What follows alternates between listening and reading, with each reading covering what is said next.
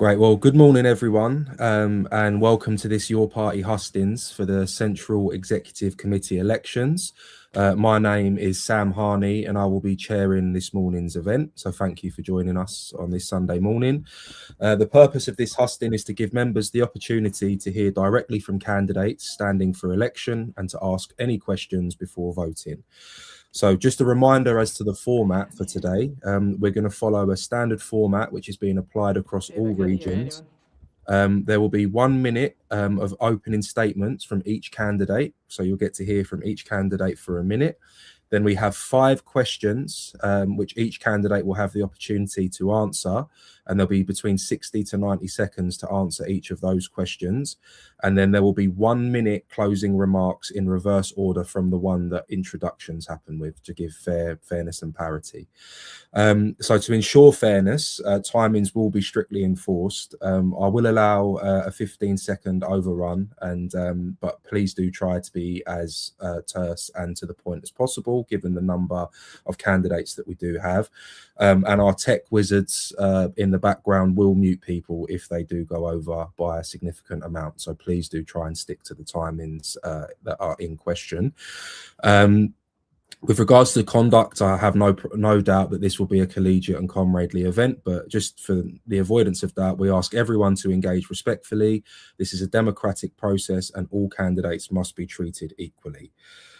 So on that note, I think we're going to start with our introductory statements. And to begin with, we are going to Ellen Armstrong, please.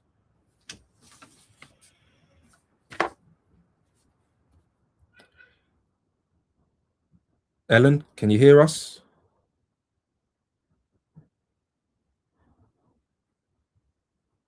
I think we've got a little bit of technical difficulty, so we'll come back to Ellen. If we could go to Pete McLaren, please, for his 1 minute opening statement. Thank you. Hi, thank you. Comrades, I was born and raised in the southeast. I moved up to Coventry, taught in inner city free comprehensives, joined the Labour Party, and of course became very active in my trade union. I was expelled from Labour 20 years later, 1992, for backing Dave Nellis as an independent Labour MP after he was expelled from the Labour Party, and I've been active in your party ever since it was started last year. I'm an independent socialist, and that's an important point. I represent independents on the Tusk National Steering Committee. I believe independent socialists can play a key role within the development of your party, if doing nothing else, mediating between the two factions, which have dangerously appeared in recent months. I have skills as an independent. I've coordinated left-wing activity across the movement for the last 35 years since that expulsion, and I'm prepared to put that to the use of your party if elected. I do believe your party has tremendous potential to be that new socialist party. However, there are major concerns which I would hope to address if you elect me. There are no branches. If you can start wrapping up, Pete, please. Yeah, that means we can't stand candidates. We need to confront reform. I'm concerned about the dual membership interpretation, and there have been irregularities in this actual election. We've got to stop losing membership. Thank you. Thanks, Pete. Thank you very much. Grateful. If I could now please go to Jonathan Asako, please, for your opening 1 minute statement. All right. Hello. Can you hear me? We can hear you, Jonathan. All right. I'll get started now. I'm Jonathan Osako. I'm a 25-year-old teacher and a proud NU member. I'm also proud to be the youngest candidate in the Southeast and the only East Asian candidate on the ballot across the country. I'm standing to prepare your party for the local elections. The conference decided to contest the main election democratically, and we have to deliver. That means selecting around 10,000 candidates, supporting the 1,700 with wheelchairs, and protecting our councillor while helping new candidates step forward. And sitting out will not only be a national embarrassment, but collecting members' funds without standing in elections to invite legal scrutiny over how those funds are being used. So we cannot allow that, especially while the right is gaining ground. And as a Gen Z professional, I see barriers facing young people daily, underfunded schools, unrealistic job expectations, and youth unemployment 3 times the national average. And I want a young party who could solve problems like that. So I'm standing clearly under no factions and no slates. Consider ranking me as number one and don't rank slate candidates. Thank you. Jonathan, excellent. That was 60 seconds on the button. So thank you very much. Could I now please go to Stephanie Lewis? Hello. I have hope in your party, and that is mainly because I heard we were going to do things differently.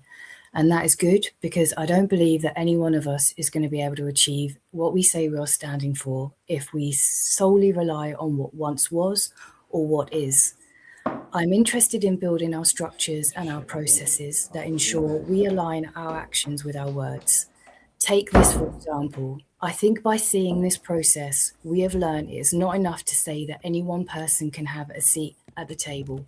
We have to actively do something to support that into reality, especially as we acknowledge in our statement that many barriers our communities face in our current systems. It means our systems need to enable and reflect the change we want to see. Member-led democracy needs member-centered processes. Thank you. Thank you very much, Stephanie.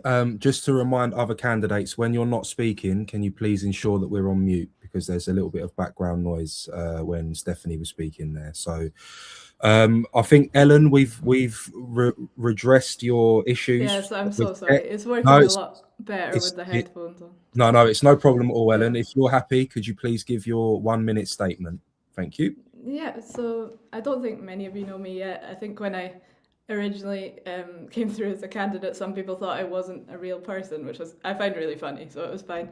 But yeah, I'm Ellen. I'm a veterinary nurse. I'm from Margate. Prior to that, I studied health and social care up in Scotland.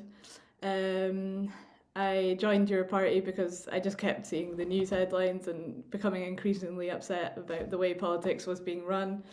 I just felt like there was a lack of compassion, and there just needs to be a more caring approach to politics. So I thought the only way I can really try and improve things is to get involved and take action. And I really felt aligned to the core values of your party as well. Brilliant. Thank you very much, Ellen. And I'm glad that we've got you sorted. Could I now please go to Hilary Shan for your 1 minute statement? Thank you. And Ellen, could you just mute yourself as well before Hilary begins? Thank you. Hilary, over to you. Thanks, Sam. Hi, I'm Hilary Shan from Worthing. I'm standing as an independent candidate on my own record of organising and winning. I led the campaign that won Labour control of Worthing Council for the first time ever on a bold socialist platform, a town written off as dyed-in-the-wool Tory. That didn't happen by accident. It was socialism in action. We listened year round and responded to what people told us. We opened community hubs, food banks, uniform exchanges, mutual aid groups, and stood on local picket lines. It was that type of organising that turned into electoral success. Building power in our communities and workplaces is what can set your party apart. I'm the only candidate with an official trade union endorsement from my own union, the Bakers Union. We're often told socialism can't win here in the Southeast, but I've proven it can. We have to prioritise empowering branches with money, data, and the skills to organise. I chaired Momentum for 2 years, and I know what infighting costs us. This is a once-in-a-generation chance, so let's organise and let's build your party. Excellent. Thank you very much, Hilary. Could I now go to Hannah Barker, please? Hi, thanks so much. So I've been working in project management and community development and the climate movement for over 20 years, establishing many member-led organisations. To improve working class lives, the CEC needs people with the skills to bring people together. So modelling a socialist work ethic and comradely behaviour so that we can attract back those 800,000. We must promote marginalised voices, hold robust debate with socialists of all denominations, enable equitable, transparent decision-making. We need systems for participatory development of policy. We need to support branches who can respond to community and generate solidarity locally, and share our vision of a transformed world with hopeful, bold communications. So I have proven skills leading a general election campaign for an independent socialist candidate and into the development of collective action Brighton Hove. We've run a listening campaign, a pop-up shop for Palestine, which is where I am, huge assemblies and local campaigns. Your party must truly unite to grow. Thank you. Thank you, Hannah, and thank you everyone for your excellent timekeeping. We're doing very well, so I appreciate your consideration. Crispin Flintoff, do we have Crispin on the call? I haven't seen Crispin as of yet. We may be having a video statement from Crispin. Right, for the time being, could I please go to Jessica Austin? Hi. Yeah, so I'm standing as an independent candidate. I'm a single mum and a nurse of 20 years. I'm an active member of the RCN, involved in the nurses' strikes 3 years ago, and I've been involved in organising and participating in climate action. I'm passionate about public health and addressing health inequality, which is a key issue I would address within the CEC. Much of the illness we see in our services within the NHS is preventable, and I believe in downstream prevention to minimise upstream consequence. My first priority, if elected, would be to ensure that each constituency has an effective branch with a push to ensure maximum representation at grassroots level. I would also ensure effective communication processes are in place between members and CEC to identify and establish key strategic policy. I'd like to work quickly and efficiently to identify potential candidates so we can stand at local by-elections and really establish ourselves as a real alternative to current right-wing popularism. Thank you. Brilliant. Thank you very much, Jessica. Next up, could I please go to Shelley Ryan? No Shelley for now. Okay. Then I will move on to Max Shanley, please. Hello, thank you very much. I've been active in the workers' movement for half my life. A computer technician by trade, witnessing my union branch be smashed by management, exposed me to the limits of industrial trade unionism and drove me towards socialist politics. I've been active on the left ever since, fighting for greater democracy, accountability and transparency within our movement. I served on the Young Labour National Committee from 2013 to 2018, first as part of the left minority and then alongside Zara Sultana as part of the left majority from 2016 onwards. In the summer of 2016, I took on the role as Deputy Director of Operations on the second Corbyn leadership campaign, leading a team of organisers across the country.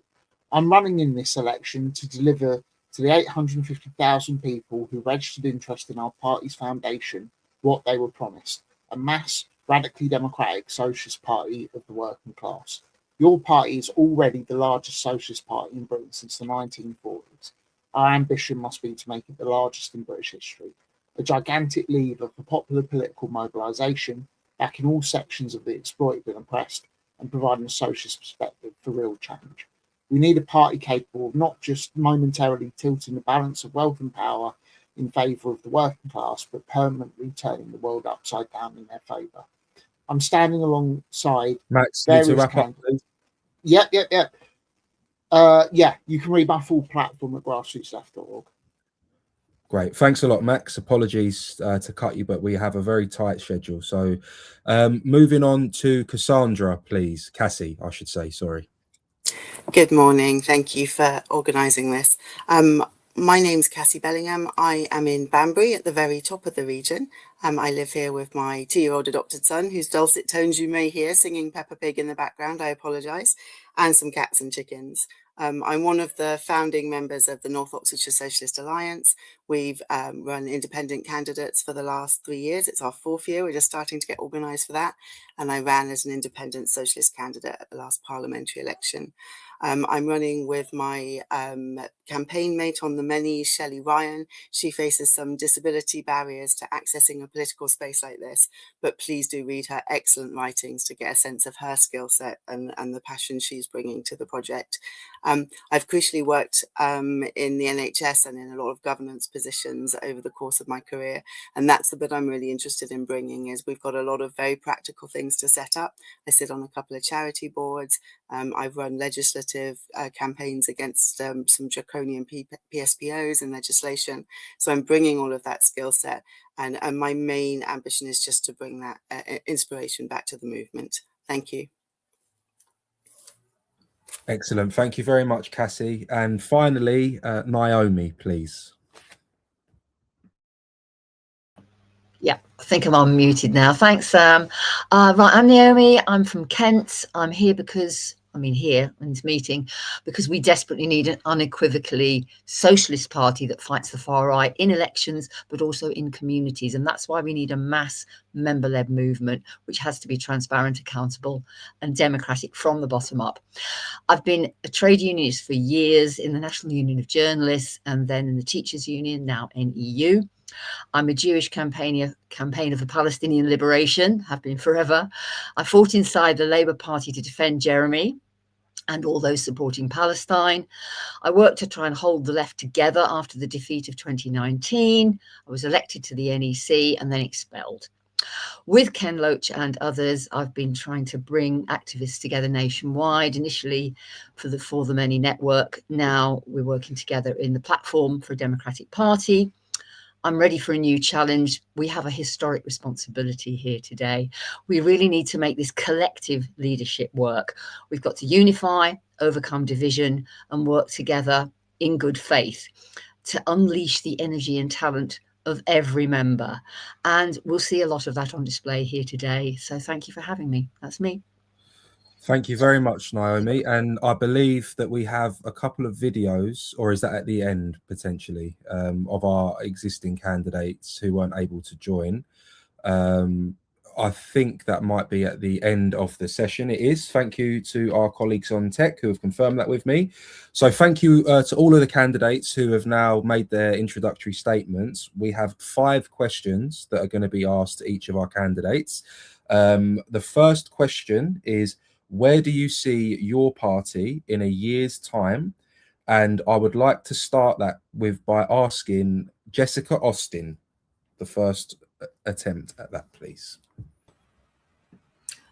Ideally, in a year's time, I'd like to see your party as a fully operational political party who offers a real viable alternative to what we have at the moment.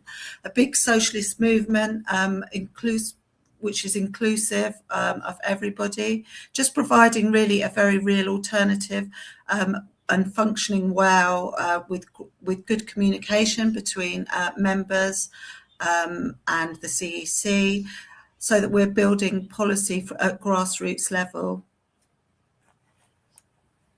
Excellent. Thank you very much, Jessica. Could I now go to Hilary Shan, please?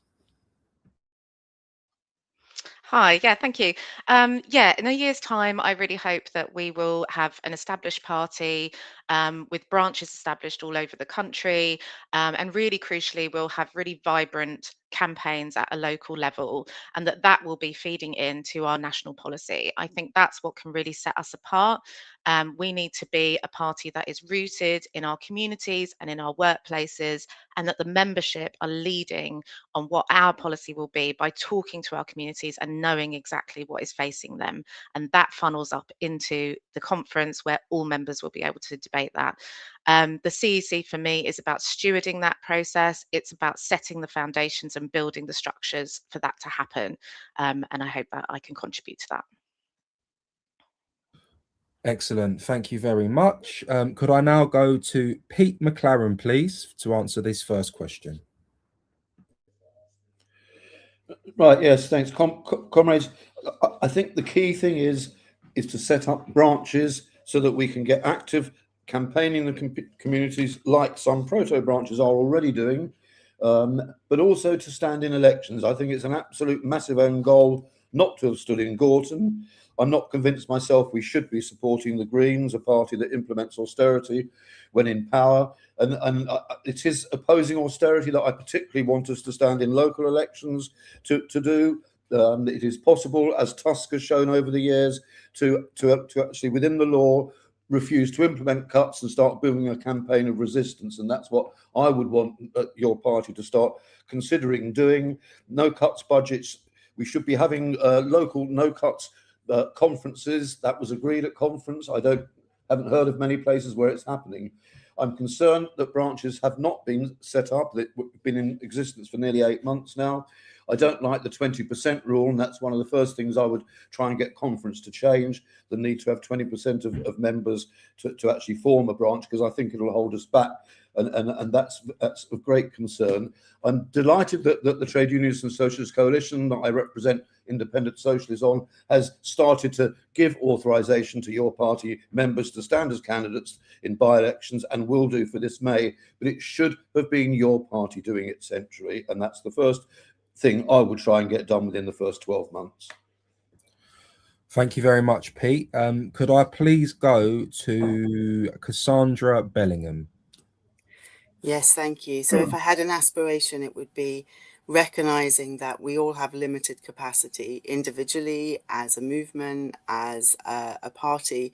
And in 12 months, I would hope that all of that capacity and all of that inspiration and energy is being directed to policy formation, to fully functioning structures, to being ready and inspired for the May elections and whatever that might look like with all the restructuring that's happening, and that none of it would be internally focused and that bandwidth being spent and wasted and poured down the drain on internal battles. There will always be internal battles. We're not naive. We've all been around the system for a long time, but I don't want them to dominate the headlines, to dominate our energy, to dominate all our inspiration. And that's where I hope we are in 12 months. Excellent. Thank you, Cassie. Could I now please go to Hannah Barker? Hi, thanks so much. So branches we'll see set up across the UK, potentially in self-prescribed boundaries in some places with choice for members to do that. Data and money being supplied so that they can really activate identity groups where they wish to be set up locally and nationally, and national campaigns being run linked by branches. So, for example, ENHS and Challenging Palantir, CEC members that are channels of communications from branches, from regional up and down, a kind of communication flow, and conferences and regional assemblies also on a continual basis to develop policy iterations where members are taking part in that discussion, and we iterate and keep improving on what we say we're going to do. So branches that support each other across regions in targeted ways, and potentially conversations with the Greens and other socialist independents on targeting where we really and who is the best candidate locally to stand. We must keep reform out. We must prioritise that, but not lose hold of our really strong placing as a socialist party and developing that.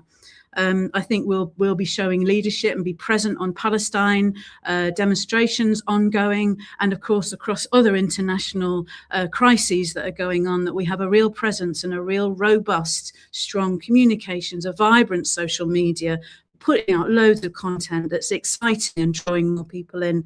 And we'll have standards set and code of conduct, and we'll be able to deal with internal kind of discussions and strife. We'll get better and better at that. So I think it's a combination of internal, robust structures, continuing to grow, and lots of external publicity and statements, and really being a strong force. Thank you. No, thank you, Hannah. Apologies to come in, but we've just got a few more on our first question. So could I now go to Ellen Armstrong, please? Hopefully Ellen can hear me, or is lip reading me. Ellen, if you can come in, I will put it in our chat. Ellen. Hopefully Ellen has seen our chat or can hear me. Hello. Hello, Ellen. Hello, I'm really sorry. Sometimes I can hear certain people and not others, so I'm really sorry. But everyone's been really interesting so far. Is it my go? I can't hear. So I'll assume it's my turn. Yes. So yeah, I hope that your party in a year's time has a growing membership. I hope that it's seems less divided, and I think we're much stronger as like a single, like a collective, because I think we obviously believe in a lot of the same things, and it just comes across as a much stronger option to voters if we're all on the same side, which I think predominantly we are. I would want to be getting involved with as many local groups as possible and putting on events, you know, with interesting music, and getting involved with the arts too, to try and just get interest in the party. and then give people as much information as we can about what we stand for, and try and get as many members as we can. Also, for each member to be, lots of people are interested at the moment. I think we should try and harness all their skills and everything that they can contribute to the party, and try and use as much of their skills and enthusiasm as we can, rather than dividing the party and possibly losing the interest of some people. I think we should really harness what we have and the amount of enthusiasm that we do have, and try and give each person a role and grow things as much as possible. Excellent. Thank you very much, Ellen. Could I now go to Jonathan Asako, please, answer the first question? Thank you. In a year's time, I want to see our party established, organized, and rooted in communities across the country with active local branches, strong internal democracy, and a clear political directions. And we should also be growing rapidly in local government, aiming for hundreds, if not ultimately up to 1,000 by the end of this year, with councillors who are delivering real changes on the ground. And I also want to see your party officially affiliated with trade unions and workplace organizers, because our party must be connected to working people, not just for the election for the sake of elections. And most importantly, we should be disciplined, united, and fully prepared for the next general elections. Credible candidates, clear policy, and the organization strengths needed to win seats and turn our values into real political power to deliver a better future for this country. And to make this change, your party must participate in the local elections, and the current leadership should really be getting the party ready for the local election in a few months. Thank you. Thank you, Jonathan. Could I now go to Stephanie, please? Hello. I think what's been really beautiful about these hustings is you can see that everyone is on the same page, and there are so many great ideas. I too think that the focus should be, by a year's time, that our branches are set up, but I'm also really excited about the inclusion of local assemblies, and I'd like there to be, by that point, an established regular local assemblies where we're not just talking to our members, where we're pulling in our members of our communities to truly understand who we are working alongside. And as other people have said, that we're linking into the groups that are already doing the work, and that we have a better understanding of where we want to put our energies and our focus. And I think what's going to be really key, and I think a couple of people have mentioned it as well, is our focus on accessibility. How do people want to show up? We want to be making sure that everyone knows that politics look like them. And that's where I would like to be, me and your party in a year's time. Excellent. Thank you very much, Stephanie. Could I go to Max Shanley, please? In a year's time, I want to see our party fully set up. At the moment, it's basically a theoretical concept. We don't exist on the ground. Where we do exist, we have proto branches, which, let's face it, are basically just branches, and they need to be regularised straight away. That means setting up branches across the country on real community lines, not parliamentary constituencies, because we need to be a party that stands in elections that isn't defined by them. That means branches that are given at least 50% of all membership fees and are really meaningfully autonomous and self-governing. It also means that we need to democratise our party, because there isn't much democracy in there right now. I also want to see the membership at least double to 120,000 people, and for us to be, again, standing in elections but not being defined by them. Thank you, Max. And lastly, Naomi, please. Yeah, hi, some great answers there from the other candidates. Yeah, so in a year's time, like everybody said, we need to have functioning branches, and I do agree that they should be organised either on CLP what used to be CLP boundaries, or in much broader communities. We've got to deal with those problems that we've had about money and data. I think we need a financial audit to see what's happened there, so that we can give branches what they need, the resources and the tools to get going.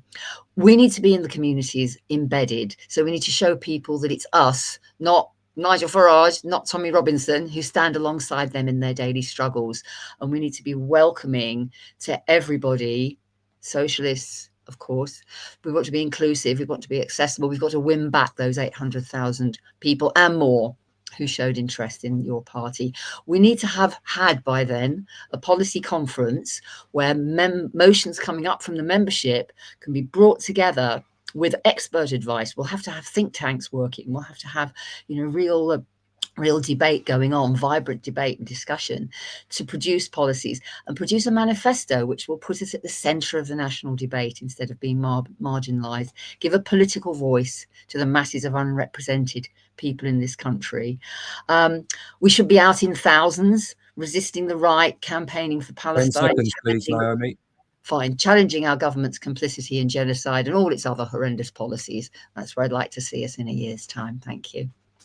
Thank you very much, Naomi, and thank you to all of our candidates for that first question. Some excellent answers there. I think we're going to move on now to our second question, which is: the Southeast covers a wide area. How would you coordinate campaigning efforts across the region? Could I please go to Stephanie for this second question? Oof. Okay. It is a wide region, and we've seen that when there have been branches, proto-branches, who have already, before this official one, set up their own hustings, and we saw how far it was to get to each one. I think that we need to be doing what we're doing.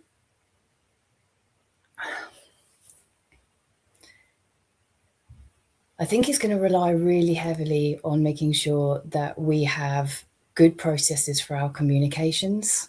We need to be looking to see where our priorities align, and our focuses align. And then we work together to put our energies into the different campaigns. I'm fumbling a little bit with this one. I think I'm going to end there, please. Thank you, Stephanie. I mean, it is a very, very comprehensive question to be asked to do it in 60 seconds. So you did a very good job. Could I now go to, I will go to Hilary Shan, please. Thanks, Sam.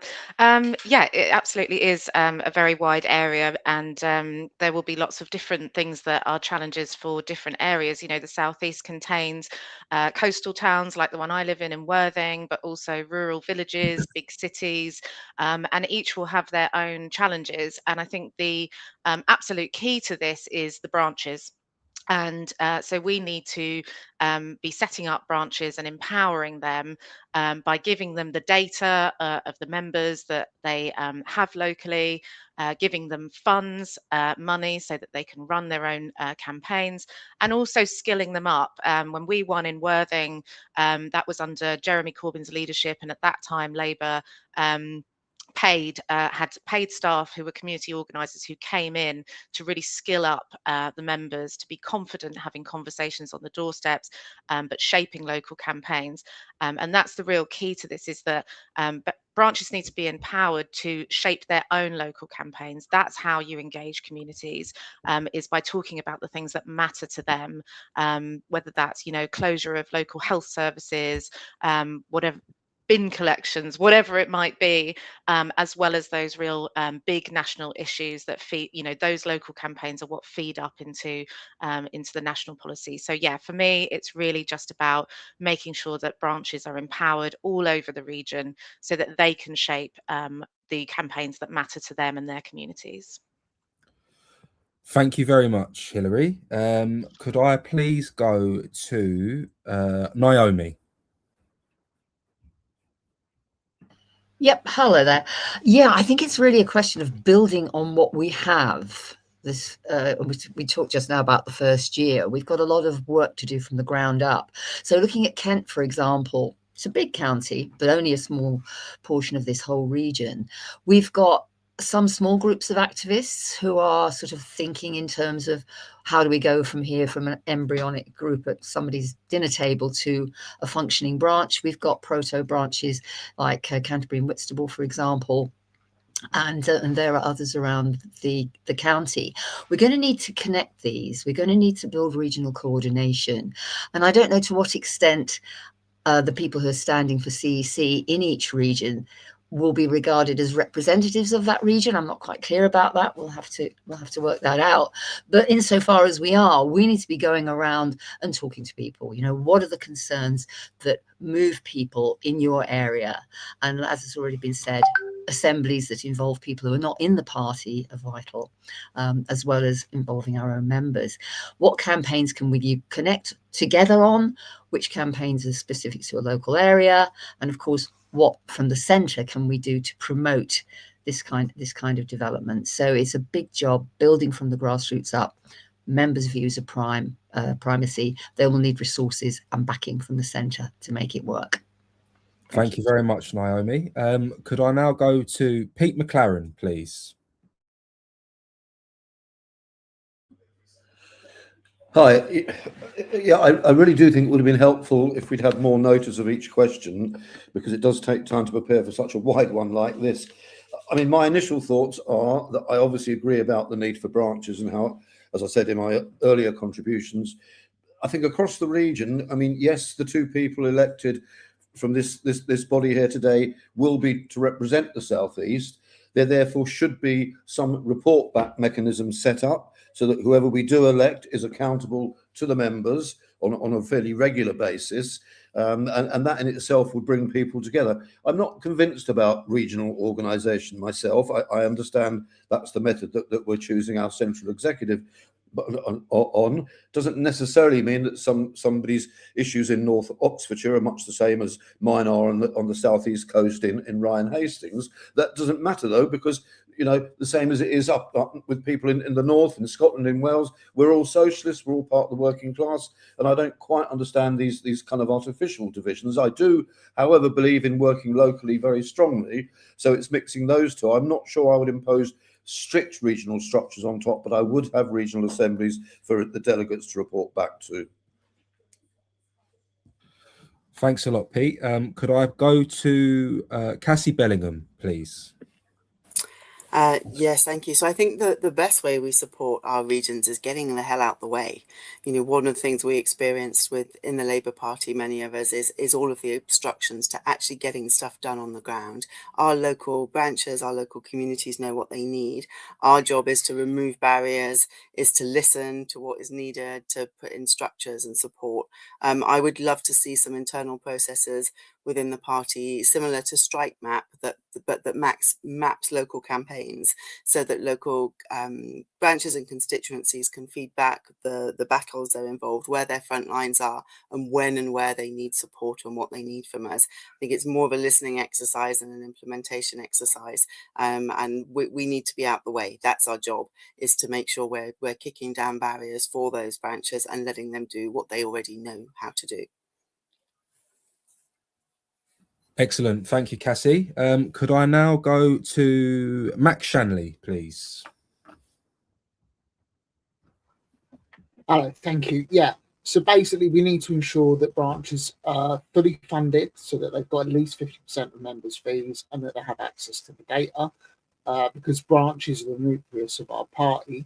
By giving them access to funds, they can elect their own local organiser who will be recallable and accountable to them with term limits. You know, you're elected for a year, 2 years, and then that's it, so that there's a constant rotation in leadership. We will need to organise some kind of regional structure, but the key thing here is that it sits below the local parties rather than on top of them. Power should flow downwards from the local parties, not upwards to a regional body. We need to arrange a social census from a local level right the way up to a regional level to find out what the people's needs are so that we can serve them. Excellent. Thank you very much, Max. Could I now go to Jessica Austin, please? Hi. Yeah, so coming back to branches again, it's really empowering the branches and getting them to identify their key priorities, and I would assist with that with encouraging them to do profiles of their area, which I have done before as a nurse. When I was doing a university course, it's area profiling, where they can then identify sort of key issues in each area. And so from there, I think it's really keeping good lines of communication open as well, ensuring that they've got, the correct funding in place, that there's good lines of communication between their members, the CEC, that they're getting out there and identifying the key issues. It's a huge area to cover, as you said, and we need to be a presence. We also need to sort of utilise technology so that they're able to sort of, we can feed back to our branches via Zoom calls. It's not practical all the time to get around to each area. So we need to make sure that our branches are maybe we have a feedback sort of situation where we communicate, we touch base with the branches sort of, once a week or something. I don't know. I mean, this is all stuff we would sort of discuss within the CEC, I guess, as part of our setup once we're 10 seconds, please, Jessica. Sorry. Once people are elected or in place, it's something, yeah.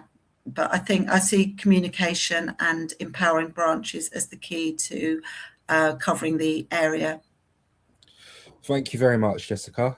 Could I go to Jonathan Osako, please? Right. Yeah, you're right. The Southeast is a huge and diverse area, stretching from Oxford to Dover, and one structure cannot meet every local need. Right. I've lived in Southeast for 2 years, 1 year in Bolton Regis and 1 year in Slough. Although they're both in the Southeast, the two areas are completely different demographic, different economy, and different concerns. And this is exactly why I support a stronger federal approach. If I'm in charge, I would propose splitting the region into 4 more practical sub-regions. For example, Kent, Sussex, Portsmouth and the surrounding coastal area, and area north and west of London, such as Berkshire and Oxfordshire, with each sub-region being able to organise locally, develop candidates, and respond to the issue that matter most to the community while remaining united within the wider party. And I believe this approach would bring decision-making closer to the members on the ground, strengthen the local branches, and ensure that no part of the Southeast will be overlooked. So we need a more local, responsive structure that will help us organize better, grow faster, and win more elections across the entire region. Thanks, Jonathan. I am hoping that Ellen can hear me, so I'm coming to Ellen, please. Hello. Can everyone hear me? Hi. It's true. It is a very wide area. Obviously, rural areas are more built up. I think the most important thing is that there's like a common line that we have. So it seems like all regions are together and working together. And even just like what we put out online, that it all looks the same, like that there's a common theme, so people can kind of recognize that is your party and that we're all kind of working together on the same side, rather than lots of individual branches wanting different things. And I think it shouldn't matter that something is, it's obviously think something can be really important in one area, but I think all other regions should support them as well. Like, I think we should all try and support each sub-branch as much as we can, to seem a bit stronger together in that way. I do think you will need to have little branches in each area, all the CEC candidates should have regular meetings, like people have suggested, like at least once a week, to try and coordinate what campaigns they're going to be running, and try, if there are similar themes, try and run it all at the same time, so there's Thanks, more Ellen. people engaged with it. Brilliant. Thank you very much, Ellen. Thank you. And lastly, Hannah Barker, please. Two things in this question, which is one is coordination and one is campaigning, and understanding those. And I think there's potentials to explore and support branches, definitely. So there's, I think from the start, chances to get together and get to know each other across the region, across local areas, and expanding outwards, to building those working relationships, both in person wherever possible, but also using online methods. That's really important to do both. Communication channels, when you're coordinating, it's all about how are you communicating across the region. It's about, so who are your teams who are focusing on each of these campaigns? Who are the key contacts that are leading on these, and are they in touch with each other? Are they able to support each other and share resources, share thinking?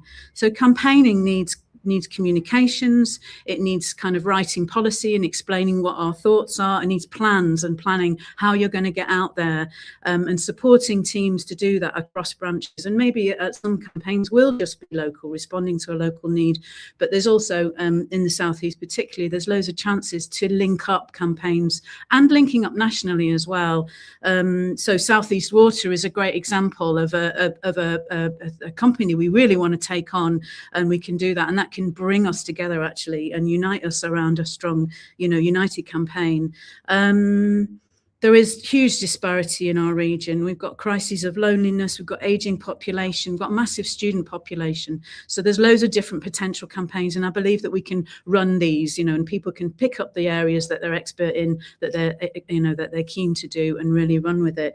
I agree that it's branch-led. Thank you. I'll leave it there. No, thank you, Hannah. I mean, we could listen to all of you all day, I think, but we've only got a short amount of time left and 3 more questions to go. So thank you all candidates for your answers to that second question.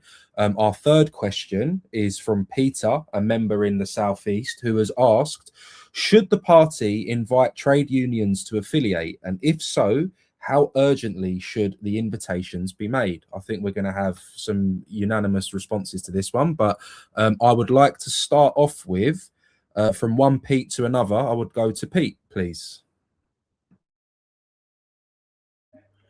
Yes, thanks. Yeah, I mean, as a representative of the Trade Unionist and Socialist Coalition and an active member, it's obvious where my loyalties lie, and I do think that trade unions should be the key to a key as an essential part of your party. I would actually go further and encourage the affiliation of trade unions. We had the Railway Workers Union, the RMT, as an affiliated part of TUSC for a long period under Bob Crow and afterwards, and it makes a massive difference to have trade unions fully part. That does mean a federal structure that enables trade unions to have a representation, and obviously we have to avoid the block vote scenario that was part of the reason for the destruction of the Labour Party, both before and during the Corbyn era. But that shouldn't mean that we don't relate to trade unionism, whilst also recognising that only 20% of workers nowadays are in a trade union, and that's a massive campaign that I would want your party to be involved in, is widening that trade union membership. I've always been active in my union. I still remain a member of my union as a retired member. I was a local officer, etc., and I can really see the importance of trade unions, and obviously I would want your party to relate to that.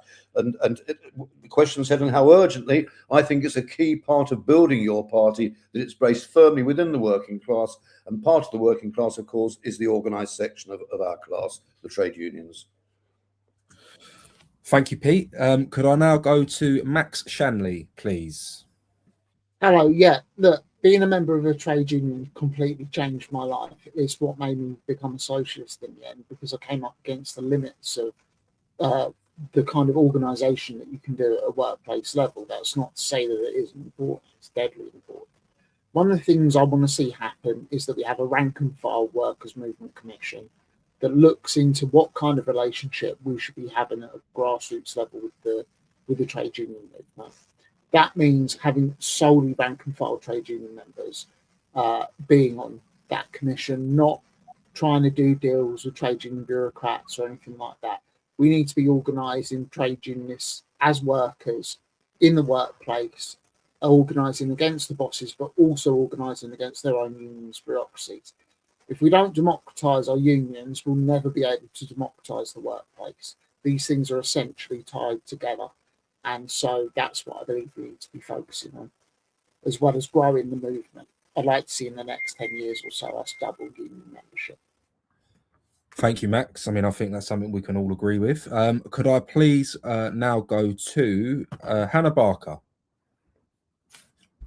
Hi, thank you. Workers are integral to the working class. The working class are workers, and organised labour is one of several key focuses for key kind of groupings. If we think of all the activities, we have electoral work, we have campaigning on specific topics, we have organising in the community, and we have working class organised labour. So I think it's an essential and key part of what we're going to need to have some big discussions on fast. There are pros and cons within union movement. We know that the block vote at Labour Party conference is problematic. I've heard lots of people describing that being a real issue that we need to get into and figure out how we do that differently. Union bureaucracy is a problem in terms of the weighting that they and the kind of owning class kind of status of some of your union bureaucracy. And Labour's support for genocide and unions that have continued that support for Labour is also problematic. However, we're absolutely right. Every member of your party should, where possible, be part of a union. So there's a difference that we need to explore. So I think there's urgency across all these areas, but it's understanding the integral nature of working class people and working life in unions being a real important part of that. So I think that your party needs to be doing some messaging around what we hope for and what we expect and what we look to. And I think we also need to be challenging the anti-union laws that have really attacked unions for many, many years and undoing those and saying that that's what we're going to do. So we're supporting union activity and labour organising. Thank you very much. Thank you, Hannah. Thank you. Could I go to Naomi, please? Yes, hi. I mean, the question of organisation at work is very important. We now live in an atomised society, don't we, where individualism and materialism seem to rule. So that collective spirit that used to be a feature of organised labour going back decades is pretty well absent. And it would be, I think, our priority and the urgency is to start rebuilding that, encouraging young people to see the need for collective organisation and to join unions where they can in their workplaces. I think a federal structure for our party with unions affiliated could be quite problematic. People have already mentioned the question of trade union bureaucracies and the fact that they are not necessarily a vibrant, responsive part of our movement. So I think we need to tread carefully with that. I mean, I think it is great, as Hilary mentioned, there is at least one union which is prepared to give its backing, the Bakers Union, to people in our movement. I'm working with Ian Hodson, the national president of that union, and myself, I'm a life member of NUJ and NEU. Yeah, I think it's a hugely important area of work. And I think we need to get going and show that we care about people at work and workers' rights, trade union mobilisation. Thank you. That's enough for me. Thank you, Naomi. Could I go to Stephanie Lewis, please? Hi. Yeah, I'm a trade unionist, and I think it's really important. I see it as another group of people, another way of mobilizing and organizing. So what I'm hearing from other people is and I feel the same, I think, is that we need to be considering what when we use the word affiliation, what that affiliation actually looks like. I'm with Unison, and I'm very sad that we continue to be affiliated with Labour, and I'm hoping that might change now that we have a new General Secretary. But we need to be in my opinion, we need to be making the rules as to what our affiliation looks like. And yeah, thank you very much. Thank you, Stephanie. Could I go to Ellen Armstrong? Ellen. Hello. Yeah, so I am a member of the union. I'm a member of Unite, and yeah, I do support people that are trying to protect workers' rights. I think it's really important to have these kind of organisations there. I do think that we should be kind of stick to what we sort of believe in, rather than just affiliating with an organisation and sort of supporting them regardless of what they're doing. I think we sort of have to take everything on face value and sort of, you know, in general, I guess we are going to be on the same side and agreeing with what they're fighting for, but we also need to take it, you know, at face value of what we're trying to achieve. And I think actually some of the laws in place, employment law, is what we need to focus on changing as well. So yeah, I think it probably is going to be a good idea to work with the unions towards that. But in terms of, I think we should we should work with lots of different organisations, but maybe not, you know, affiliate ourselves. You know, I think we should stick to being your party and the like the values that we believe in, rather than, you know, just joining an organisation, you know, joining up with an organisation and then supporting them regardless what they're trying to achieve. But yeah, I do think it will be advantageous to work with them. Thanks, Ellen. Yeah. Excellent. Thank you very much. Could I go to Jonathan Osako, please? Yeah, okay. Yes, I'm a proud member of the National Education Union, and I think we should absolutely welcome and encourage trade union affiliation. If we want to bring a genuine party of the working people, we must build strong relationships with organized labor. But we also have to respect the fact that trade unions are democratic organizations. Affiliation isn't something we could simply request from the General Secretary. The member have to democratically vote for it, meaning they have to believe in our party and have the trust in our direction, and see us as a serious political force worth supporting. And for example, I've been promoting your party in the NEU, but unfortunately the reaction I got shows that the NEU or any other union would only be happy to affiliate with us until we could demonstrate that your party is a serious political force to the member. And this is why I believe that we must contest in the local elections, because by building a strong track record, winning seats, and proving that we can deliver for the workers and communities, we make ourselves a credible partner. And if we organize properly, stand in election, and stay rooted in the working class struggle, trade union affiliation will follow naturally and strengthen our movement. Thank you, Jonathan, and thank you to all candidates for being as terse as possible. It's greatly appreciated. Could I now go to Hilary Shan, please? Thank you. Yeah, this is a really important question. And as I said in my intro, I'm really proud to be the only candidate with an official trade union endorsement from my trade union, the Bakers Union. And I've written in the Morning Star this weekend, actually, about the need for us to redefine what the relationship looks like between a left political party and the trade unions. Many of us saw the undemocratic way in which rank and file members were often outvoted by trade union block voting at Labour Party conference. And we really need to be redefining that relationship by really placing members at the heart of policy making. And so the Workers' Movement Commission that was voted on by your party conference really needs to be expanded to include rank and file members of trade unions. And that really needs to include the most underrepresented and underpaid workers out there, so that they can be feeding back on the real issues that are facing workers on the ground. My work with the Bakers Union exemplifies that. I think, you know, I've been working on a national campaign on the exploitation of community food workers like myself and volunteers who are literally propping up a failing welfare system on a daily basis with no rights that protect them. And we're working together on that. And I think that's a really good example of how trade unions can support their members in the campaigns that matter to them and the challenges that they know they have on the ground. So yes, I think it's a conversation we need to have. And as I said, I feel proud that I've got the support of my union. And if elected to the CEC, we'll be able to take forward those conversations about what that relationship looks like between us and the trade unions. Thank you, Hilary. Could I please go to Jessica Austin? Hi. As I said before, I'm a member of the RCN. 3 years ago, I was involved in the strikes, the nurses' strikes.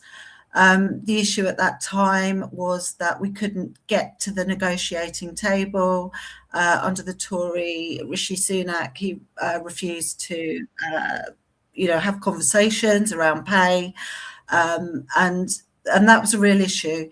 So I think keeping, I feel we need to affiliate with the trade unions. We need to have open lines of communication. We're all working, workers' rights are hugely important. And that's something that in your party, I hope we really are standing for. So I do feel, I don't know, the trouble with the RCN as well, they won't affiliate with any political party. And I don't know how we would change that. And that is something, is going to be apparent with many of the unions. So it might not be a case of actually them officially affiliating with us, but we need to draw on them to find out the real issues that are affecting employees in areas such as nurses, so keeping open lines of communication. But I definitely feel that we need to work with trade unions. It's, we want to build a big socialist movement, and that should involve trade unions for sure. Thanks, Jessica. Excellent. And last but not least, Cassie Bellingham, please. Thank you. Yes, our relationship with the trade unions is going to be a defining element of the future of your party. And to speak to the second part of the question about the urgency, I think that is quite urgent that we start those conversations. We're discovering in real time how slow the democratic process is if you're doing it right and correctly. So it's not something that happens overnight. I'm a Unite Workplace rep. It's very frustrating for those of us who are members of unions that can't support or affiliate with us at the moment because they're still tied and shackled to that dying Labour Party. So that those conversations are important.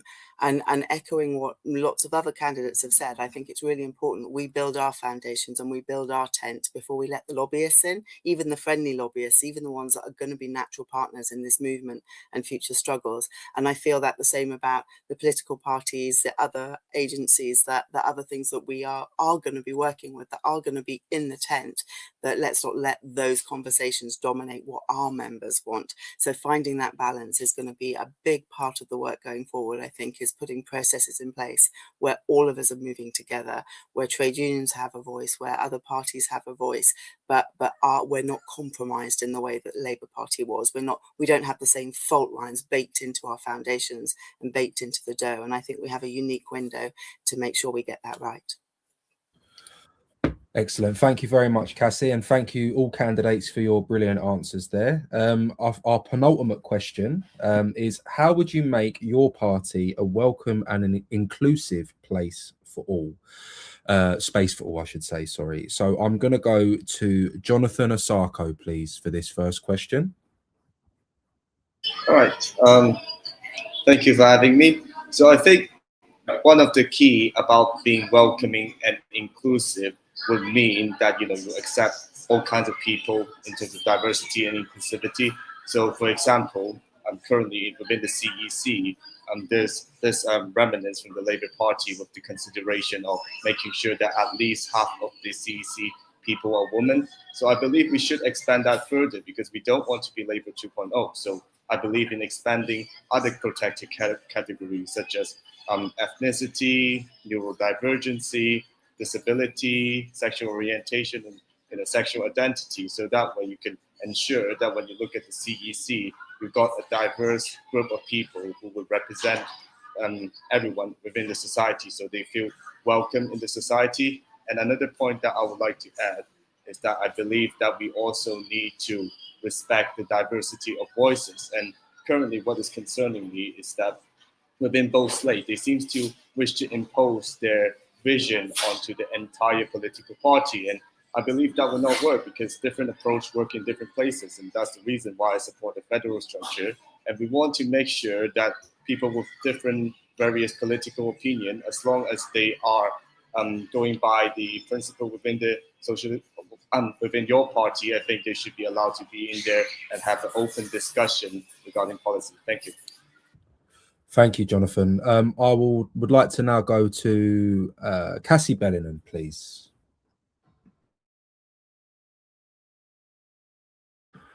Cassie, I think Sorry, can you hear me? We can hear you now, Cassie. Yep, please, if you could answer our question.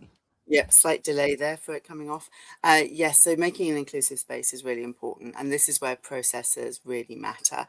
A big chunk of the reason that the Many campaign exists is to try and put some equity in place to lift people up who wouldn't normally have got the chance to run for this.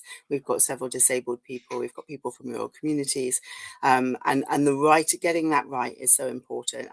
I'm partially sighted. There are a million different tiny things that make a massive difference to my ability to access a space, and every one of our members has a different lived experience and a different journey. That listening structures again is so important, and one of the things we are campaigning on is having a disability forum structure, a commission that allows that to be really baked into the foundations so that we're building fully inclusive spaces, not just looking at removing barriers but also working to that social model. It's vital that we do it, and again we have a unique window to do it. Thank you, Cassie. Could I now go to Hannah Barker, please? Hi, yes, thanks. I think there's lots of things that we can do. So it's demonstrating solidarity, supporting self-organising of different groupings, that socialists need to keep learning, and the quality of our meetings and assembly spaces. So in terms of solidarity, if you're suffering oppression, your party should be a place for you, and we can give hope to people, to all sorts of people. We need strong policy and messaging that echoes that. We need to stand with marginalised groups under attack with bold, fearless statements. We need to be clear on all of the ways that the working class are bashed and blamed and vilified and divided, and that includes looking at youth services, social model of disability, medical, not criminal model of drug and alcohol abuse. We need to show active solidarity, standing on picket lines, attending demonstrations, inviting speakers, and seek partnerships with campaigns and organisations as a critical friend, and rebuild the trust after the games and secrecy and power struggles that we've seen going on. We need to be broad-based, open and tolerant. We need to make no assumption of groups agreeing along lines of identity. We can't be lumping people together.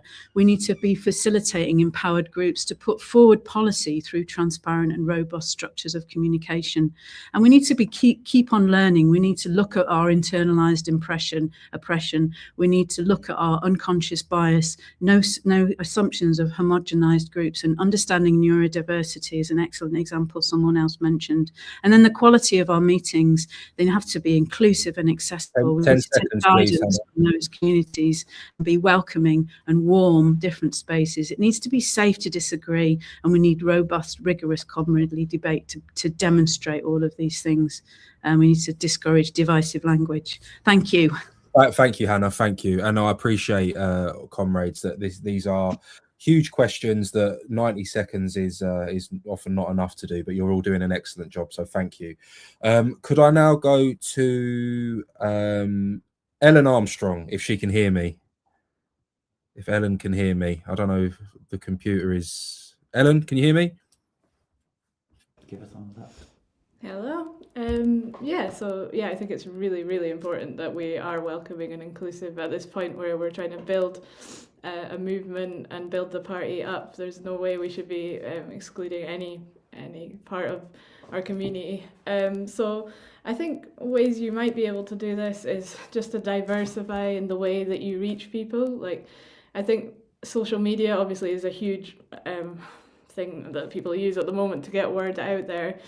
So that will need to be used, but there's also people that don't engage with it as much and would, if there is an event happening, that they would engage more with a poster or posting in certain groups or just getting out there and spreading the word about things. I think just trying to spread the word in as many different ways as possible, and also having no ambiguity on our stance on LGBT issues, on on any kind of different communities. Just trying to make sure that we support everyone and make everyone's voice just as important as each other's, and just being really clear that we do support everyone and we welcome everyone into the party. I think events would be a great way to engage the community, and just make sure it's open to everyone, and we're not just sending invites in private your party groups, so that we're putting posters up, that we're speaking to people in the community and making sure everyone feels welcome. Thank you very much, Ellen. Could I now go to Jessica Austin, please? Hi, yeah. So really echoing what other people have said as well about, ensuring that our spaces are welcoming, that we're reaching out to marginalised groups, that we're making policy that supports those groups, getting out on demos, showing our solidarity, being there standing with them, and supporting their cause. Their causes are our causes. We support everybody. Our aim is to, build a party that is inclusive. And we need to be very careful about language that we use, that we're respecting, dialogue. And yeah, just really making it very inclusive. Someone mentioned neurodiversity as well. It's kind of recognizing that maybe the different ways that people communicate, and respecting that, and trying to make sort of,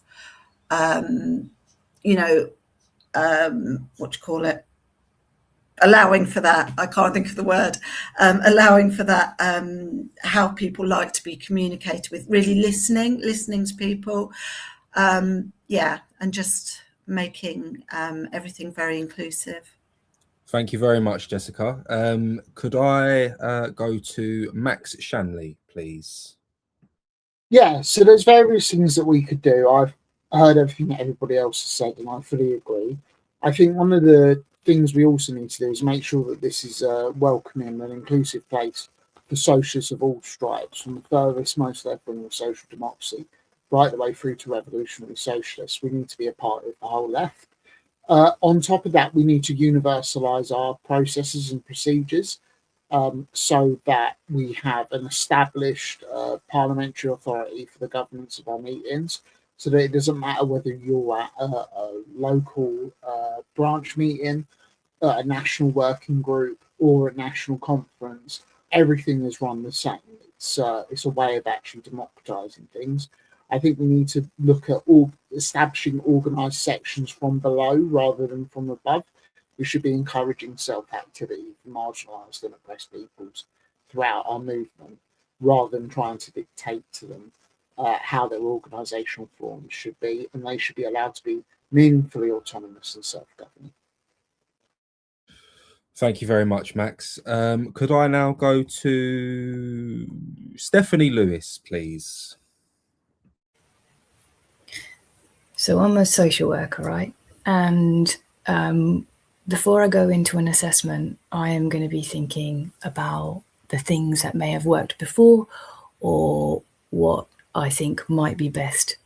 But it's only until I've actually spoken with that very beautiful child that I actually know what the next steps are or how to move next. So for me, the key to making sure that we are inclusive is by making our process so that we take the time to truly understand who our members are, and we ask them, how is it that we can support you in being the change we want to see? How is it that, what is it that you need from this party to do the things that you need to do? That's how we are going to be inclusive. Thank you very much, Stephanie. Could I go to Pete McLaren, please? Yeah, I think there are a number of things. Accessibility is key, and every single activity that your party organises must be accessible to everybody. And that does bring in the whole issue of hybrid meetings. I know they're difficult to chair, and they can be expensive in terms of the need for technology. And that's where essentially your party has got to help local branches to make sure that happens. I think there are positive things, practical things that we can do as a party.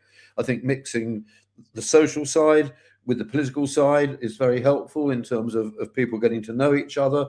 That encourages people who might otherwise not be that sort of willing to come out to others. I think the whole way that meetings are conducted, maybe having revolving chairs so that it's not always the same person, and making sure that chairs are not dictators in any sense at all, and that we empower members to lead meetings as much as possible. I also think it's important, as Max has said, that we don't prescribe, that we involve as the whole of the socialist left, that we don't have any prescriptions at all. And very disappointing that the way the dual membership rule was interpreted, that would have lost some people's interest in your party, and that's all part of being welcoming and inclusive, is to not do that, as did the expulsion of the 20 or so SWP comrades at the beginning of conference, as well as giving the right-wing media a field day, of course. I do think that sections and factions, therefore, are important. There's nothing wrong with either of them. In fact, they enable people from marginalised groups, as well as those in the less marginalised groups, to work together and to feel confident enough. It is about confidence, comrades, to actually take part in the whole. Thank you, Pete. Could I please go to Naomi next? Yeah, this is one of my top priorities, actually: openness, inclusivity and accessibility. And first of all, just to state the blindingly obvious, this party's got to be open to all socialists. So I'm very much in favour of that being policy. Now, in terms of the policy of the party, we've got to be clear that no one is left behind in your party. We're going to have to fight discrimination and oppression on the grounds of disability, gender, sexual orientation, race, faith, family background, etc. Got to be clear about that. In terms of access to discussion and meetings and debate, that is incredibly important, and it's not easy, is it? Pete mentioned hybrid meetings, and I think that's a very helpful way of ensuring accessibility, particularly in rural areas or where people have physical access issues.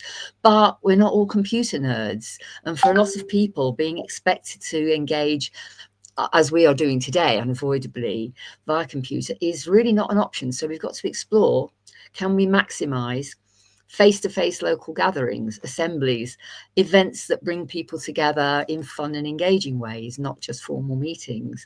We need to educate and involve people, because we learn through solidarity and free and open debate. The way we vote is a significant thing. Obviously, for a thing like this, one member, one vote online is inevitable. There's no other way to do it. But I'm very much not in favour of referenda, where people sitting at home behind their computer screens are presented with a couple of alternatives and said, are you for this or against it? That's not the way people actively engage.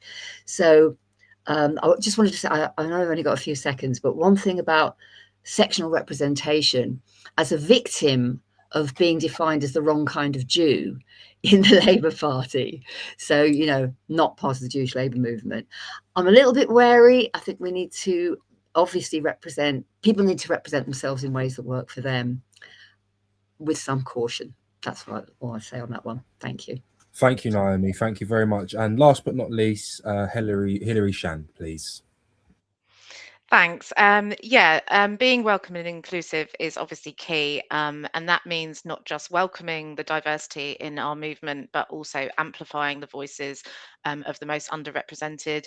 That means being explicitly anti-racist and challenging the rhetoric that is coming not just from the far right now, but shamefully from the Labour Party itself.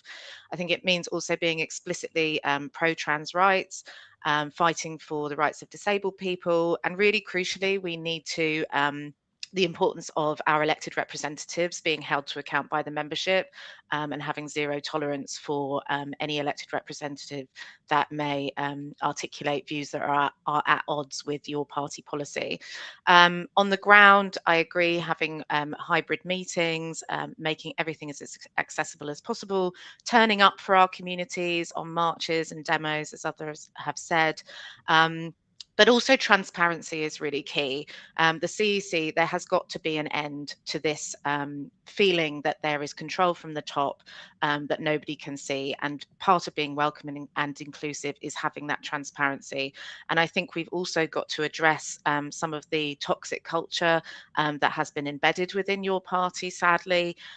We are all socialists, and we shouldn't be arguing about whose socialism is most pure. We will only get this thing off the ground and successful if we fight together.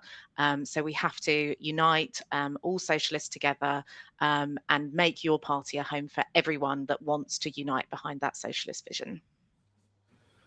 Thank you very much, Hilary. And before I read out our final question, I just wanted to say thank you to all the candidates for a very measured and collegiate and thoughtful set of answers to all of our questions. So it's been really refreshing to hear. So our final question is, we've had lots of questions from members around electoral cooperation with the Green Party. What would your position be if you were to be elected to the CEC?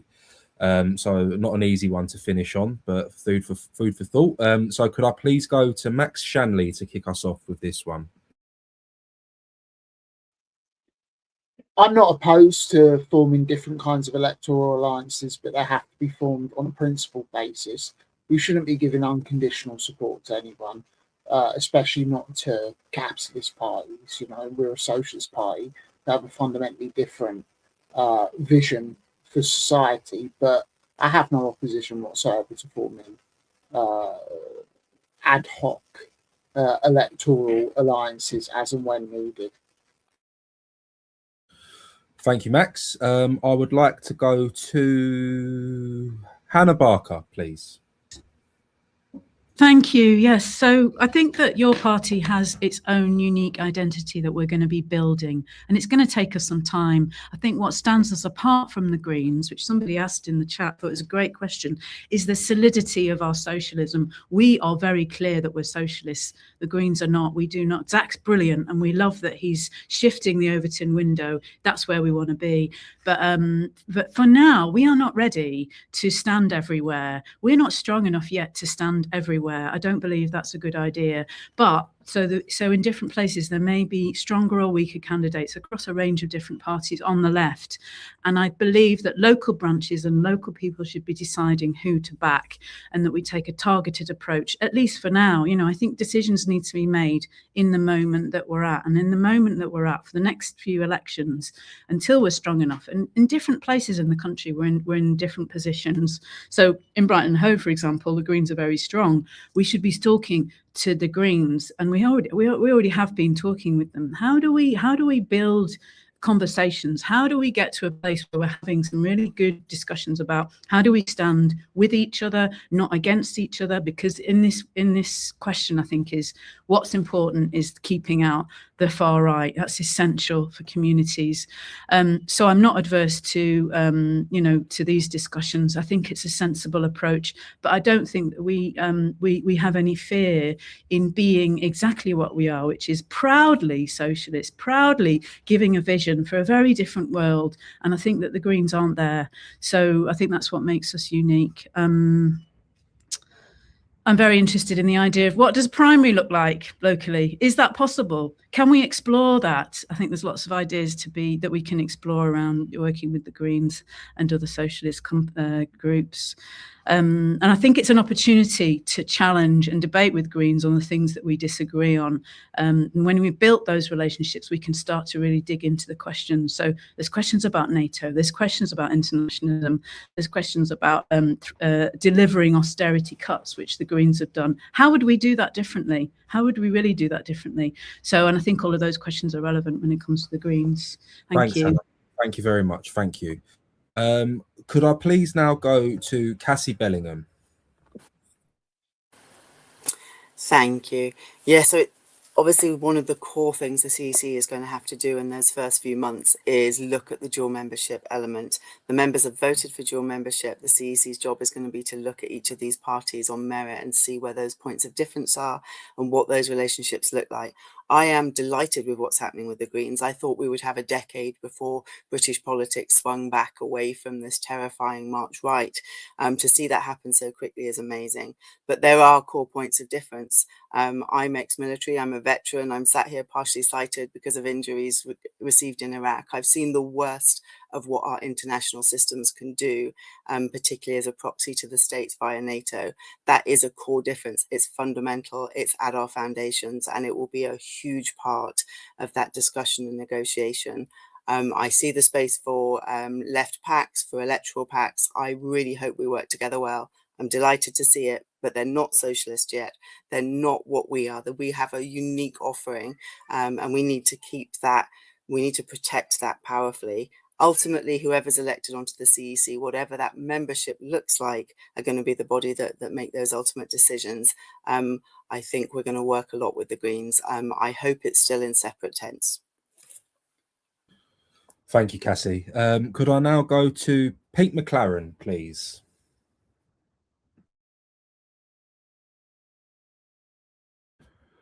Do we have Pete? Sorry, can you hear me now? We can hear you now, Pete. Yes, please. Fire away. Oh, sorry. First time, and it's right at the end. Right. Yes, I do believe that we have to recognise that the Green Party has taken up an awful lot of the support that your party generated last summer because of our inactivity and all the rest of the squabbling and what have you. That's got the shambles basically that your party became during the autumn and what have you, and that they are putting up a presence against the far right, against Reform UK. I think it's a massive own goal of ours. As I've mentioned already, we should have been standing in Gorton, procedures or not. I think on a one-off by-election, parliamentary by-election basis, you can stand a candidate without necessarily the democracy that otherwise we would want. However, despite the fact that I think we have to recognise what the Greens have achieved and work with them in united fronts, clearly, as we will with anybody, we don't necessarily therefore get into bed with them politically and electorally particularly. The Green Party in power is very little different to the Labour Party in power, and people need to recognise that. Look at what happens in Green-run authorities. Brighton has got partial Green control and has had for a number of years on and off. Bristol, where the Greens are the controlling party, austerity is implemented in exactly the same way as Labour does. We wish we don't have to do it. It's not our cuts, except Labour can't say that at the moment with the Labour government, but that's what they say when it's a Tory government.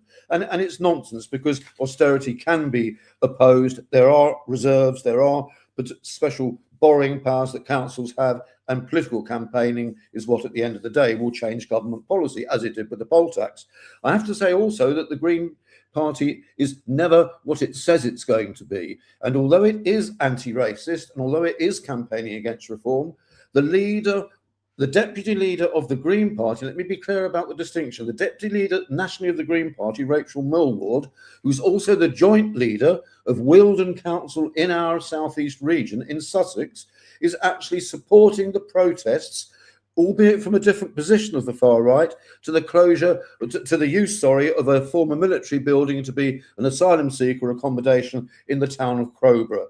And she, as joint leader of the council, has written to the Home Office asking for that not to happen. And even though it is now happening, is continuing to write those letters and organise petitions. And it's dreadful to me the way that Green leaders work in practice. And so therefore, comrades, I think we should keep our distance when it comes to political cooperation. Thank you very much, Pete. Could I now go to Hilary Shan, please?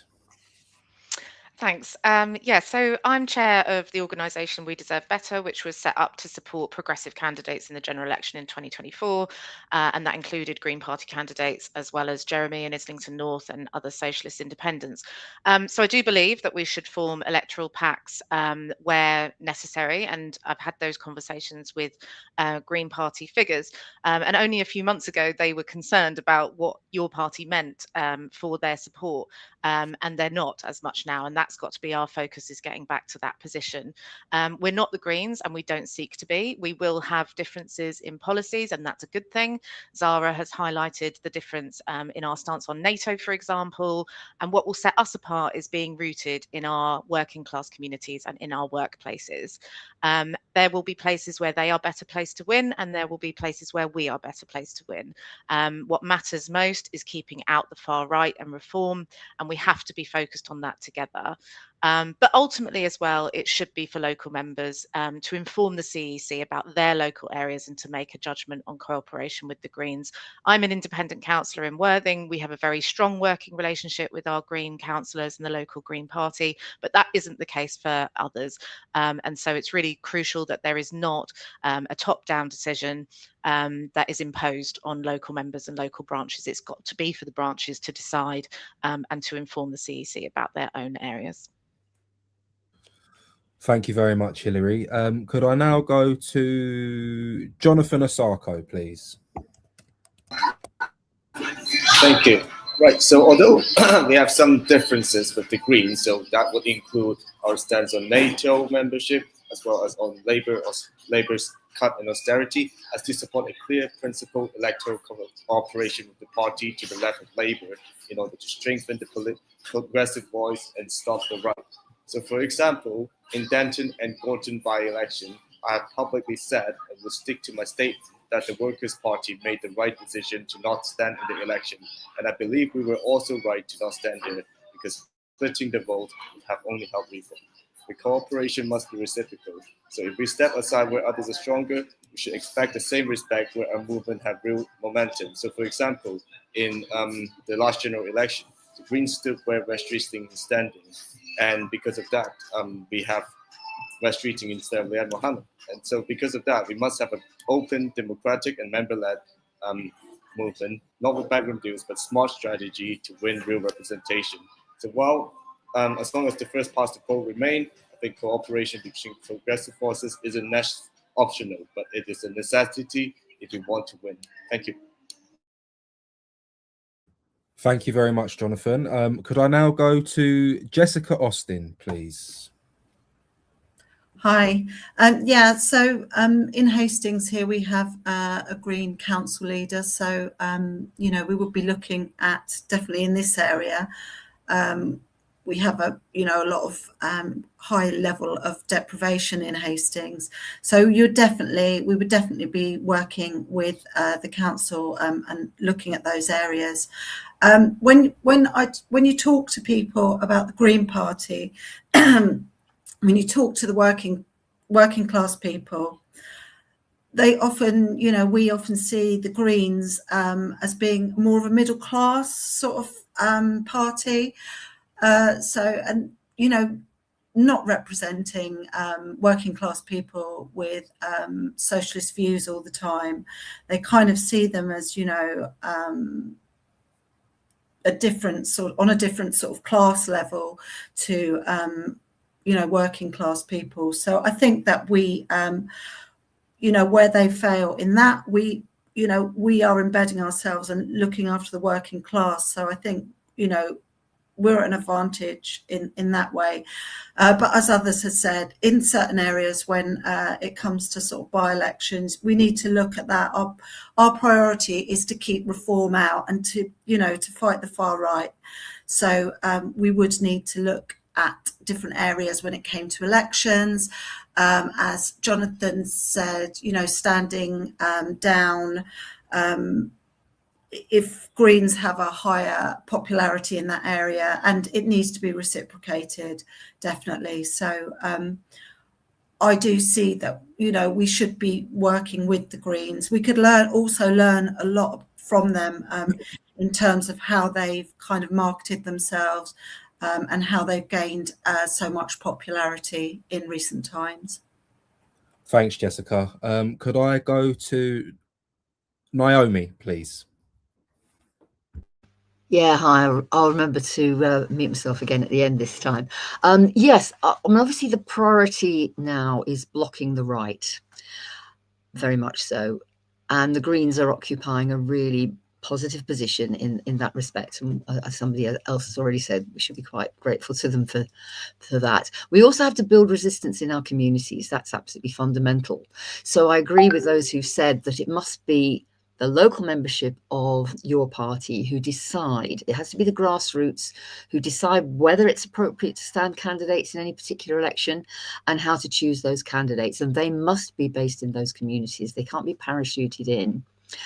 At a national level, decisions about electoral pacts will depend upon our strength. We've got to recover some ground that we lost since last summer.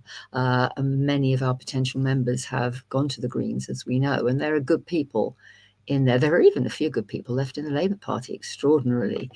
I'm sure we all know one or two.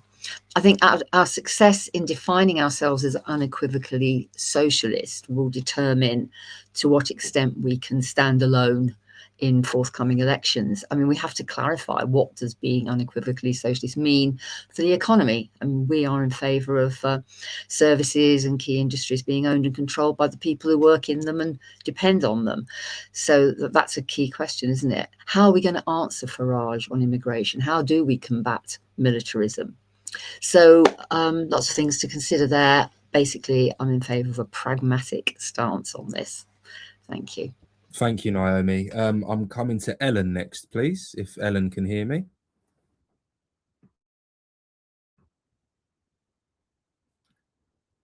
Ellen? Hi everyone. Yeah, I think there's been some really good answers, and I do agree with a lot of what people have said already. One thing that I have noticed is how impressive the Greens social media campaign has been in the past few months. I can barely even look at my phone without a picture of Zach Belansky coming up, and he seems to be going on every single programme, getting his word out there, and we definitely agree. Well, I agree with a lot of the stances they have on quite major issues. But I think what really attracted me to your party was that we were going to build a party from the ground up. And I think that's the only way to really make sure that you stick to your own morals and ethics, is to build it in this way. And if we affiliate strongly with another party, then we're almost losing a bit of control in that way, of making sure that we stick to our own core values.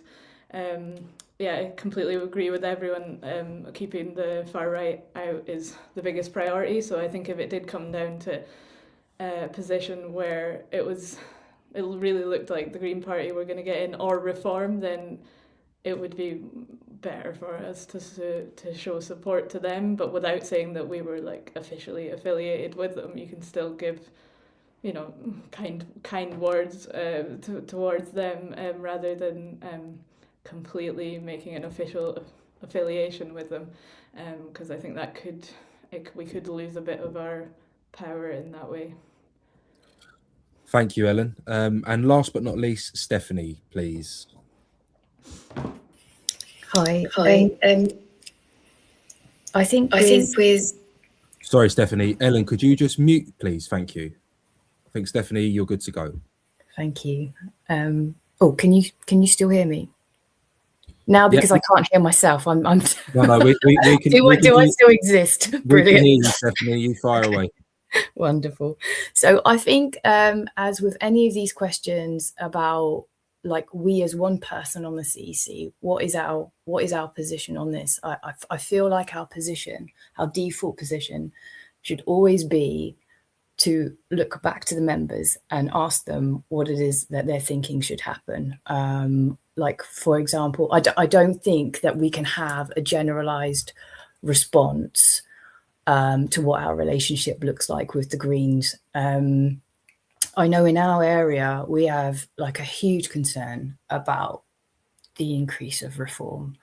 And many people I've spoken to, they're worried that if we stand, that might mean a watering down of the left vote. And what will that mean for our communities? So I really do think it's important that we're looking to it as area by area, because it will be our members who have the knowledge and experience of our areas. And I think we make a decision that way.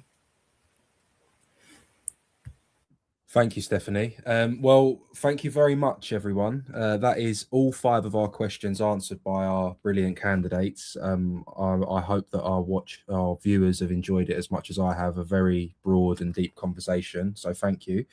We're going to hear some closing statements now. Unfortunately, Crispin Flintoff wasn't able to join us today, but I believe our tech wizards behind the scenes are going to be able to put a video up of Crispin presenting his case to join the CEC, and then I'm going to go through our wonderful candidates on the screen so they can give a minute closing remark, and then I'll give you some logistical details just before we finish up, so you know how to vote and when and where you need to do that by. So hopefully we should have Crispin coming onto the screen momentarily. Hi, this is Crispin Flintoff. I'm really sorry I can't be there at the Hustings today, but my only work is on Sundays from 10:30 to 12:30, and I haven't had enough notice to cancel it. My job is, as a podcaster, to bring people from the left together, different campaigns, different organisations. Hundreds of people watch the podcast every Sunday. It raises people's spirits, and it also gives people a sense of where we can go. And I think that's exactly what we need. We need to bring people together. We need to stop the slates and the factions. We need to get local groups up and running. We need to make sure they have access to the membership data. And we also need to make sure that we have an alternative media. And that should be a priority of your party. We've got to stop the propaganda from the right dominating everywhere. My track record proves I'm hardworking, dedicated to the grassroots. And if you want to find out more, look up the Crispin Flintoff Show on YouTube. Thank you, Crispin, in lieu of being here in person. I think some of the candidates couldn't see that, but I do believe that everyone on the live stream was able to see it. So apologies to the candidates, but hopefully all of our viewers were able to see it on the live stream. So I'm now going to go through our candidates who were gladly able to join us today. I would like you to give a 1-minute closing statement, and then I will be giving some logistical information to end the show. So could I please start with Ellen Armstrong to finish her statement?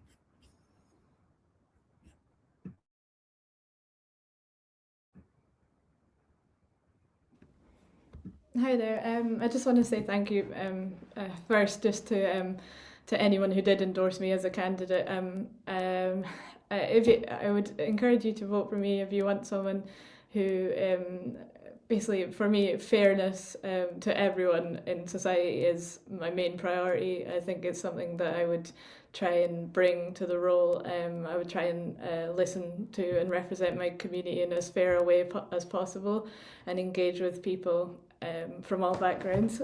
I think we need to really make sure that your party seems united and work on what unites us, not divides us. And I actually think everyone at this meeting should probably be given some sort of role in the party, because I think I'm really honoured to be surrounded by such amazing people, basically.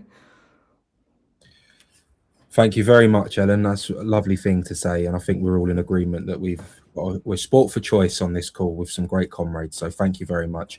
Could I please go to Pete McLaren next to give his closing statement? Thank you, Pete.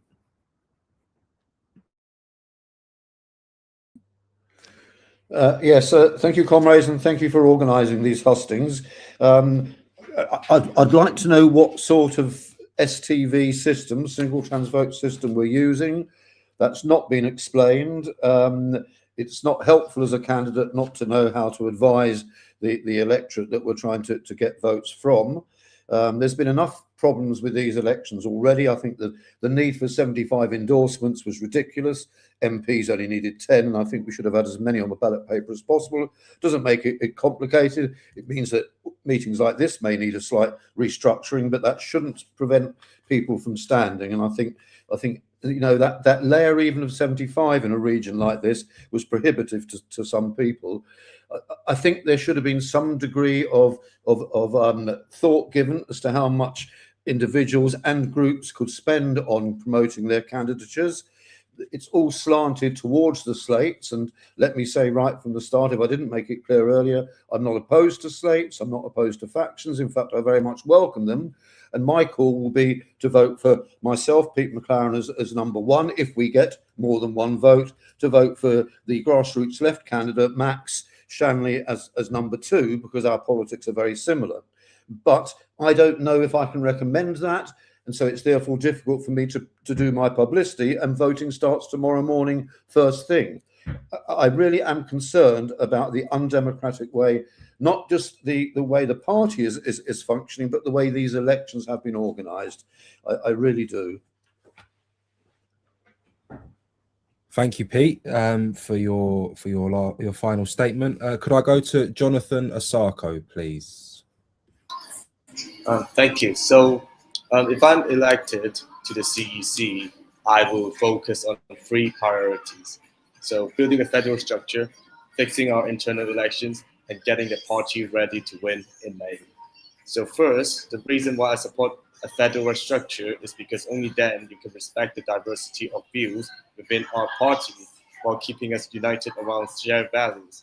And local voices must have a power if we want a strong democratic movement. Secondly, we must fix our internal election system. Every member should receive a ballot with their registered address, and we should accept a secure mail-in voting and allow proper account verification through recognized ID or passport to make sure everyone could participate, transparency, and trust.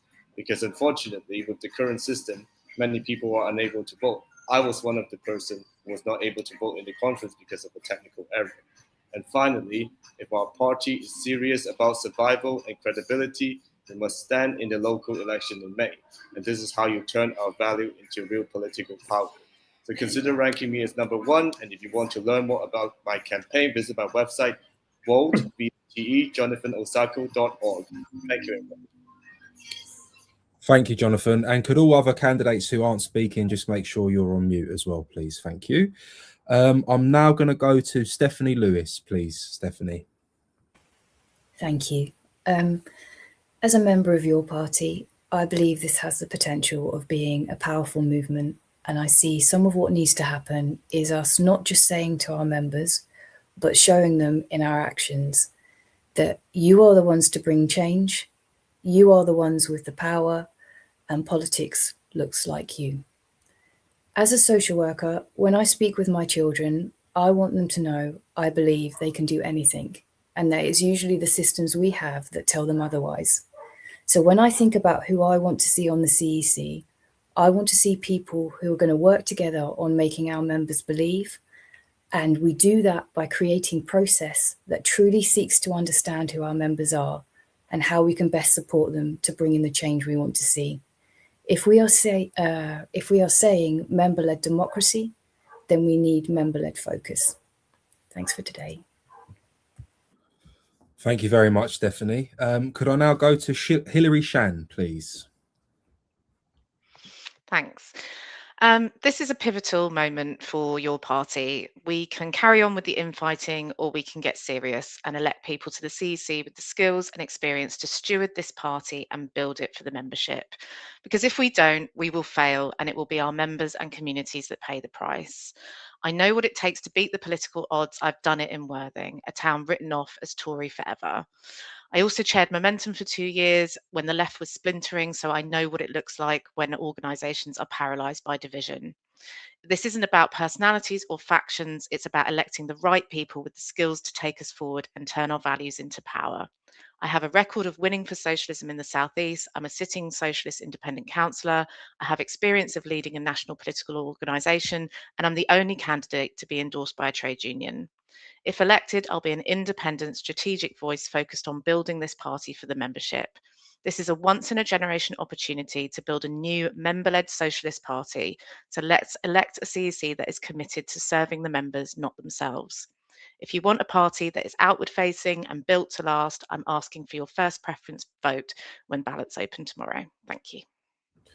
Thank you very much, Hilary. Could I now go to Hannah Barker, please? Hi, so we're all passionate about attending to the crushing poverty out there, to free and equal access to healthcare and housing, the right to a flourishing creative lives for everybody, Palestine, colonialism, wars over natural resources, and many other urgent issues.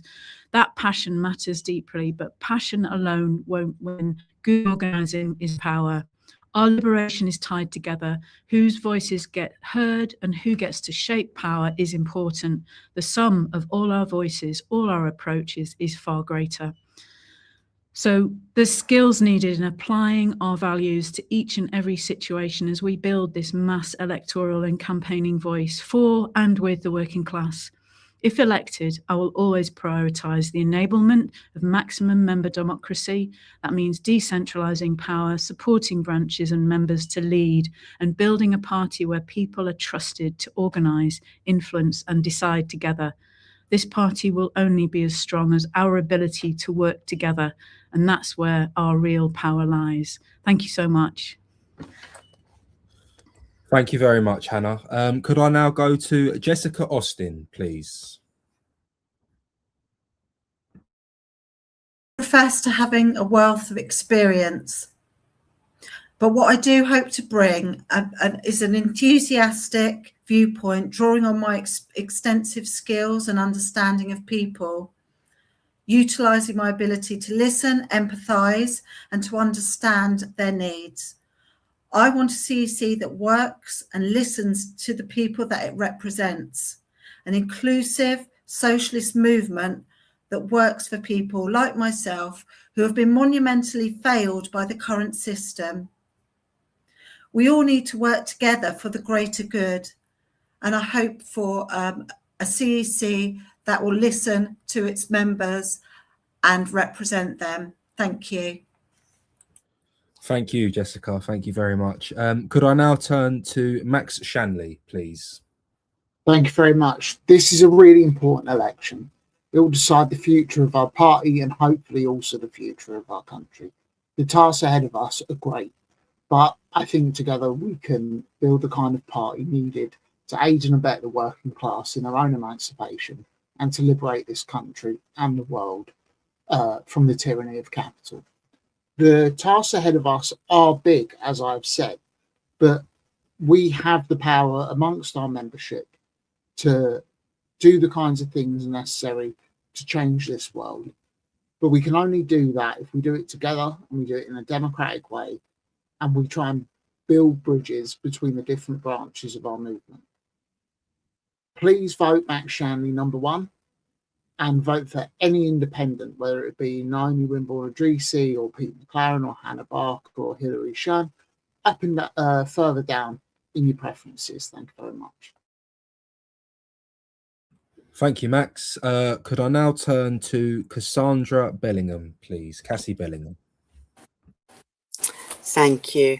Yeah, so whenever I attend any of these hustings, I'm always just so encouraged by the level of expertise, passion that exists in our movement and just how much we have in common. It's easy to listen to the small, loud voices on the internet and think we're enormously divided, but I don't think that's true.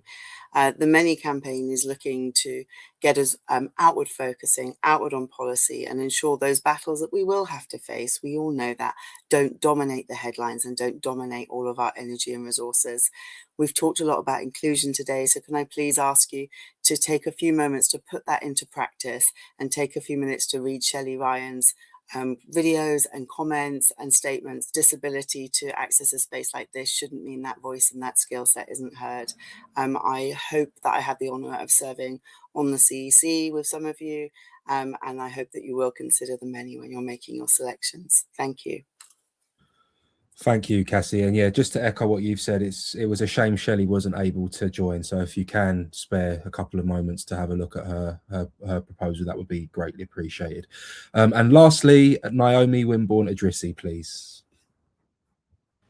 I didn't really prepare anything because I wanted to hear from all these other wonderful people. It is remarkable, the sort of richness and depth of knowledge and experience that we have in this movement. So my priorities are going to be building the branches, building collective leadership, and building openness, inclusivity, and accessibility. So just to reiterate some of those points, we've got to be grassroots led. We've got to be bottom up. We've got to nurture the skills and experience and the new young talent that is definitely out there. Dedicated members, dedicated activists need resources and support from the collective leadership. We're going to need a financial audit. We've got to sort out what happened with money, what happened with data, so that it can be put at the disposal of our members.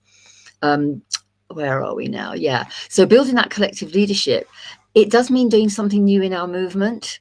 We need collaborative, respectful, tolerant exchange of views, maybe even including some people with socially conservative views, and that's a controversial one we're going to need to work out, isn't it?